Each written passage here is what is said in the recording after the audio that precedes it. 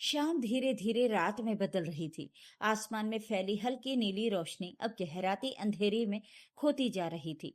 दूर सड़क पर भागती गाड़ियों की लाइट्स कभी चमकती कभी गायब हो जाती, लेकिन बालकनी में खड़ी रिया के लिए जैसे समय ठहर गया था। वो रेलिंग के सहारे खड़ी थी, लेकिन उसकी नजरें नीची नहीं थी। उसकी नजरें बार बार उसके हाथ में पकड़े उस पुराने मोबाइल फोन पर जा रही थी। उसने उसे इतनी कसकर पकड़ रखा था जैसे वो सिर्फ एक फोन नहीं बल्कि उसकी पूरी जिंदगी का सच हो। उसकी उंगलियां हल्के हल्के कांप रही थी। दिल की धड़कनें इतनी तेज थीं कि उसे खुद अपने सीने में आवाज सुनाई दे रही थी। उसने आंखें बंद की, लेकिन जैसे ही बंद की वही शब्द फिर सामने आ गए। रिया को कुछ पता नहीं चलना चाहिए। उसने तुरंत आंखें खोल दी। उसकी सांसें तेज हो गईं। नहीं, ये सच नहीं हो सकता, उसने खुद से कहा, लेकिन उसकी आवाज में भरोसा नहीं था। सुबह का वो पल बार बार उसके दिमाग में घूम रहा था। रिया अलमारी साफ कर रही थी। उसने ऊपर रखा एक पुराना बॉक्स नीचे उतारा। जैसे ही उसने उसे खोला, कुछ पुराने कागज और एक सामान के साथ एक छोटा सा मोबाइल फोन नीचे गिरा। ये क्या है? उसने झुककर फोन उठाया। वो कुछ सेकंड तक उसे देखती रही, फिर धीरे से बोली, ये तो आदित्य का पुराना फोन है। उसे याद आया कि आदित्य ने सालों पहले ये फोन बदल दिया था, लेकिन ये यहाँ कैसे रह गया उसे समझ नहीं आया। उसने एक पल के लिए सोचा कि इसे वापस रख दे, लेकिन फिर जिज्ञासा जीत गई। एक बार ऑन करके देखती हूँ, उसने खुद से कहा। उसने फोन ऑन किया। कुछ सेकंड जो उसे बहुत लंबे लगे, फिर स्क्रीन जल उठी। फोन खुलते ही पुराने मैसेज सामने आने लगे। रिया बिना ज्यादा सोचे उन्हें स्क्रॉल करने लगी। उसे लगा कि बस पुराने दोस्त होंगे, कुछ खास नहीं। लेकिन तभी उसकी उंगली रुक गई।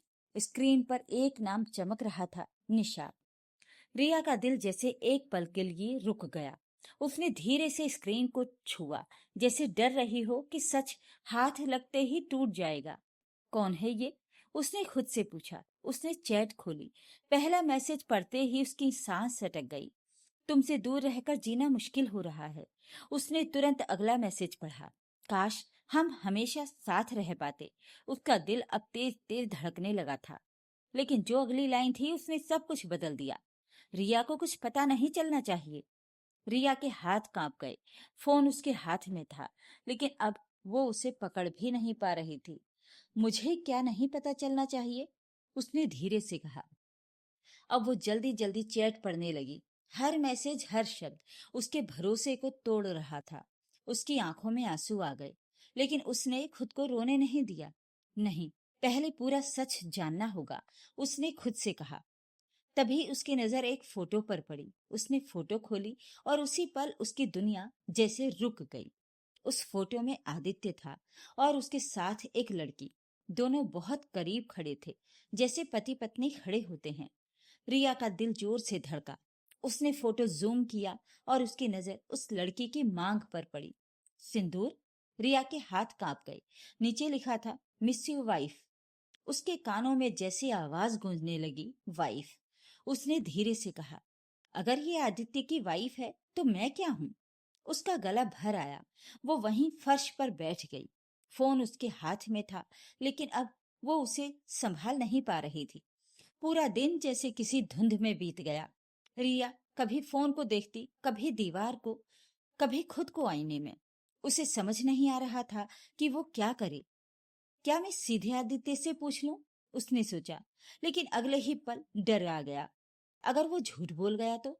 इसी उधेड़ बुन में शाम हो चुकी थी। दरवाजे की घंटी बजी। रिया का दिल जोर से धड़का। आ गया, उसने धीरे से कहा। आदित्य अंदर आया, हमेशा की तरह नॉर्मल। रिया कहाँ हो? बहुत थक गया हूँ, चाय बना दो ना। रिया उसे देखती रह गई। आज पहली बार आदित्य उसे अजनबी सा लगा। उसे लगा कि वो इस इंसान को जानती ही नहीं। रिया रसोई में गई। चाय बनाते समय उसके हाथ बार बार कांप रहे थे।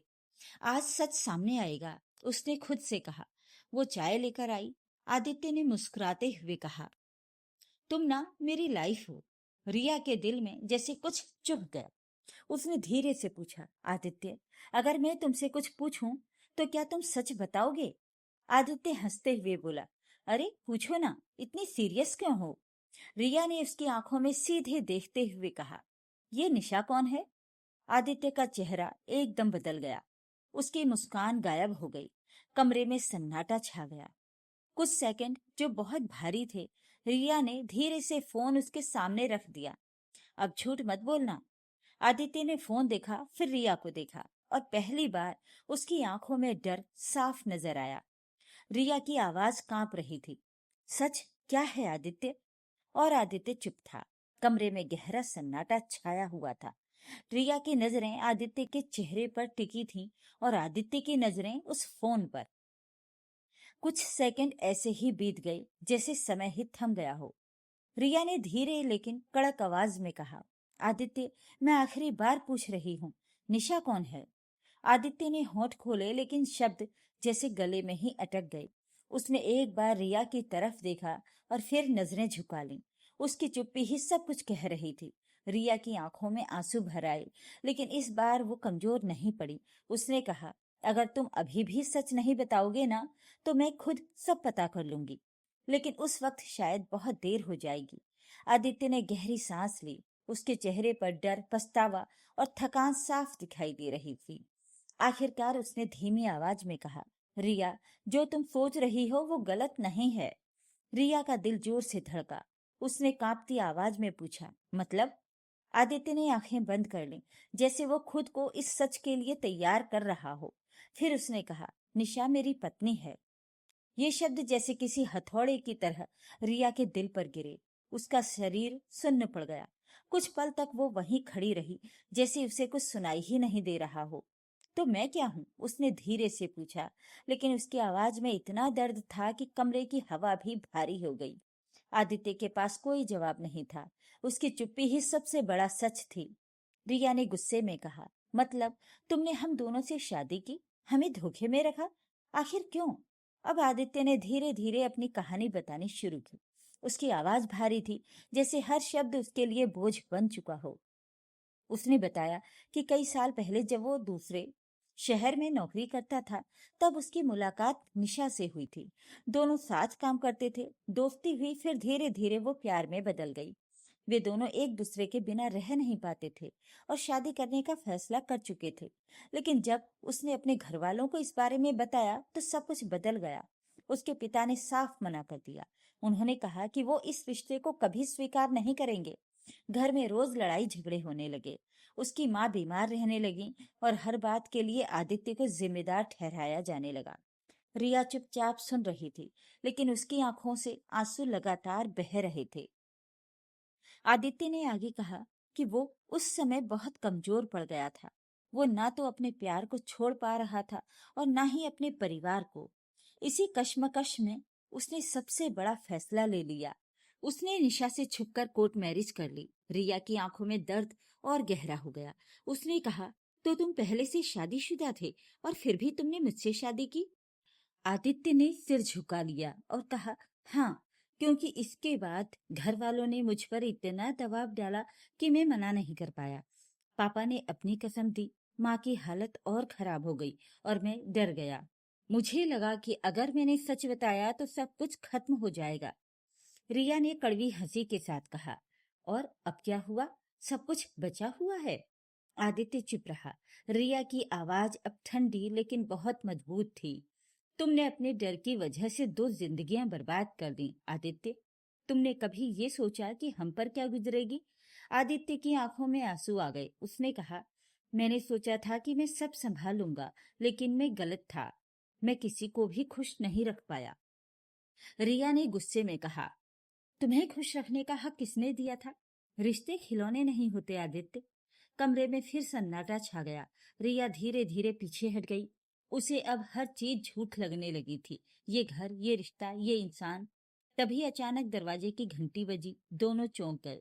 रिया ने आदित्य की तरफ देखा, फिर दरवाजे की तरफ बढ़ी।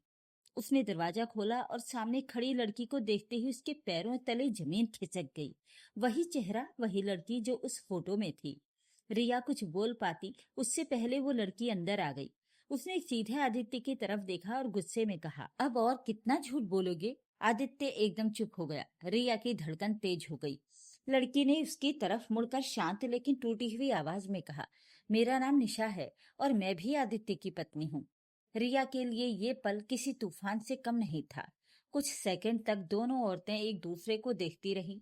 दोनों की आंखों में एक ही दर्द था, धोखे का।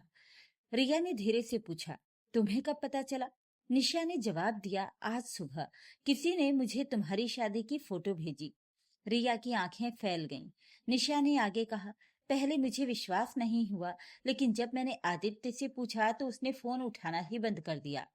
तब मुझे समझ आ गया कि कुछ बहुत गलत हुआ है और मैं यहाँ आ गई। रिया ने आदित्य की तरफ देखा। अब कोई सवाल नहीं बचा था, सब कुछ साफ था। दोनों आमने सामने खड़ी थीं और बीच में खड़ा था एक झूठ जो अब टूटने वाला था। दरवाजे के पास खड़ी रिया और निशा कुछ पल तक एक दूसरे को देखती रहीं। दोनों की आंखों में आंसू थे, लेकिन उन आंसुओं के पीछे सिर्फ दर्द ही नहीं, बल्कि एक गहरी समझ भी थी। वो समझ कि गलती उनकी नहीं है, और अगर वे टूट गईं तो जीत उस इंसान की होगी जिसने उन्हें धोखा दिया है। रिया ने धीरे धीरे खुद को संभाला। उसने अपने आंसू पोंछे और शांत लेकिन मजबूत आवाज में कहा, हमें आपस में लड़ने की जरूरत नहीं है, क्योंकि गलती हमारी नहीं है। निशा ने उसकी बात सुनी और हल्के से सिर हिलाया। उसकी आवाज कांप रही थी, लेकिन उसमें सच्चाई थी। हाँ, अगर हम आज भी एक दूसरे को दोष देंगे तो इसका फायदा सिर्फ इसे होगा। दोनों की नजर एक साथ आदित्य की तरफ गई। आदित्य वहां खड़ा था, लेकिन पहली बार वो इतना छोटा और कमजोर लग रहा था। कमरे में भारी सन्नाटा था। रिया ने धीरे से कहा, अब फैसला होगा, और इस बार सच के साथ होगा। अगले दिन घर का माहौल बिल्कुल अलग था। रिया ने अपने माता पिता को बुला लिया था। निशा ने भी अपने घर वालों को खबर दे दी थी। आदित्य के माता पिता पहले से ही घर में मौजूद थे। हर किसी के चेहरे पर चिंता, गुस्सा और डर साफ दिखाई दे रहा था। जब सब लोग एक जगह बैठे तो कुछ देर तक कोई कुछ नहीं बोला, जैसे हर कोई एक दूसरे के बोलने का इंतजार कर रहा हो। आखिरकार रिया के पिता ने चुप्पी तोड़ी। उनकी आवाज भारी थी, लेकिन गुस्से से भरी हुई। ये हम क्या सुन रहे हैं आदित्य?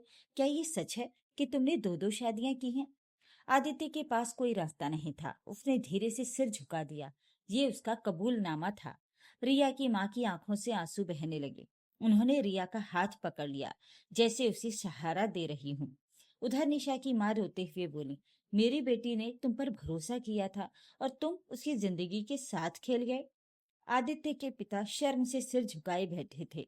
उन्होंने गुस्से में कहा, तुमने हमारे सिर को झुका दिया, हमें समाज में कहीं मुंह दिखाने लायक नहीं छोड़ा। लेकिन इस बार रिया चुप नहीं रही। उसने धीरे लेकिन स्पष्ट आवाज में कहा, आज बात समाज की नहीं है, आज बात तो जिंदगियों की है, जिन्हें इस इंसान ने अपनी झूठ से बर्बाद किया है। कमरे में फिर सन्नाटा छा गया। निशा ने भी आगे बढ़कर कहा, हम दोनों ने इस पर भरोसा किया था। हमने इसके साथ जिंदगी बिताने का सपना देखा था, लेकिन इसने हमारे भरोसे को तोड़ दिया। रिया ने उसकी तरफ देखा। दोनों के बीच अब एक अजीब सा रिश्ता बन चुका था, दर्द का रिश्ता। रिया के पिता ने कड़े स्वर में कहा, अब फैसला साफ है, ऐसे इंसान के साथ हमारी बेटी एक पल भी नहीं रहेगी। निशा के पिता ने भी वही बात दोहराई, मेरी बेटी भी अब इसके साथ नहीं रहेगी। अब सबकी नजर रिया और निशा पर थी। रिया ने गहरी सांस ली। उसके चेहरे पर अब दर्द नहीं, बल्कि एक अजीब सा सुकून था, जैसे उसने अंदर ही अंदर फैसला कर लिया हो। उसने साफ आवाज में कहा, मैं इस रिश्ते को यहीं खत्म करती हूँ। मैं अब इस इंसान के साथ एक भी दिन नहीं रह सकती। निशा ने भी बिना झिझक कहा, मैं भी यही फैसला लेती हूँ। आदित्य ने पहली बार बोलने की कोशिश की। उसकी आवाज कांप रही थी, रिया, निशा, मुझे एक मौका दे दो, मैं सब ठीक कर दूंगा। रिया ने उसकी बात काटते हुए कहा, कुछ चीजें ठीक नहीं होती आदित्य, और भरोसा उनमें से एक है। भरोसा जब एक बार टूट जाता है तो दोबारा नहीं किया जा सकता। निशा ने भी कहा, तुमने हमें विकल्प समझा, लेकिन हम इंसान हैं, खिलौने नहीं। कुछ ही दिनों में दोनों ने कानूनी कार्यवाही शुरू कर दी। मामला कोर्ट तक पहुंच गया। समाज में बात फैल गई। आदित्य की नौकरी पर भी असर पड़ा। धीरे धीरे उसकी बनाई हुई झूठ की दुनिया टूटने लगी। वो अकेला पड़ गया। कुछ महीने बीत गए। रिया अब अपने मायके में नहीं, बल्कि अपने दम पर एक नई जिंदगी शुरू कर चुकी थी। उसने एक नौकरी ज्वाइन कर ली थी। अब उसके चेहरे पर वो मासूमियत नहीं थी, लेकिन एक मजबूत आत्मविश्वास जरूर था। वो अब पहले से ज्यादा शांत थी और मजबूत भी। निशा ने भी अपने लिए एक नया रास्ता चुन लिया था। शुरुआत मुश्किल थी, लेकिन उसने हार नहीं मानी। उसने खुद को संभाला और अपने लिए जीना शुरू किया। उधर रिया और निशा के जाने के बाद आदित्य की जिंदगी पूरी तरह बदल चुकी थी। वो उसी कमरे में बैठा रहता जहां कभी रिया के साथ बिताए हुए पल थे। हर चीज उसके किए हुए धोखे की याद दिलाती थी। धीरे धीरे उसे समझ आने लगा कि उसने सिर्फ दो औरतों को नहीं, बल्कि खुद की पूरी जिंदगी को बर्बाद कर दिया है। दो दो शादियां करने का अपराध साबित होने पर उसे कानूनी सजा भी मिली। उसकी नौकरी पहले ही जा चुकी थी और अब उसकी इज्जत भी पूरी तरह खत्म हो चुकी थी। समाज में लोग उसे तिरस्कार की नजर से देखने लगे थे। आदित्य के माता पिता भी अंदर से टूट चुके थे। उन्हें अपने बेटे के फैसले पर पछतावा था, लेकिन अब कुछ भी बदलना उनके हाथ में नहीं था। घर का माहौल हमेशा भारी रहने लगा था। आदित्य अक्सर चुपचाप बैठा रहता और अपने पुराने दिनों को याद करता। कई बार उसने रिया और निशा से माफी मांगने की कोशिश की, लेकिन अब बहुत देर हो चुकी थी। उसने खुद ही अपने हाथों से उन रिश्तों को तोड़ दिया था जिन्हें वो जिंदगी भर निभा सकता था। समय बीतता गया, लेकिन आदित्य के लिए जैसे समय वहीं रुक सा गया था। उसने धीरे धीरे ये स्वीकार कर लिया कि कुछ गलतियां ऐसी होती हैं जिन्हें सिर्फ पछतावे से ठीक नहीं किया जा सकता। उनका असर जिंदगी भर साथ रहता है। अब वो अकेला था, न साथ में कोई रिश्ता था, न कोई सहारा। उसके पास सिर्फ उसकी गलतियों की यादें थीं और एक लंबा सन्नाटा जिसमें उसे हर दिन अपने फैसलों की कीमत चुकानी थी। तो ये थी आज की कहानी। अगर आपको ये कहानी पसंद आई हो तो कमेंट, लाइक और शेयर करें और सब्सक्राइब जरूर करें टीडी कहानी वॉइस चैनल को। धन्यवाद।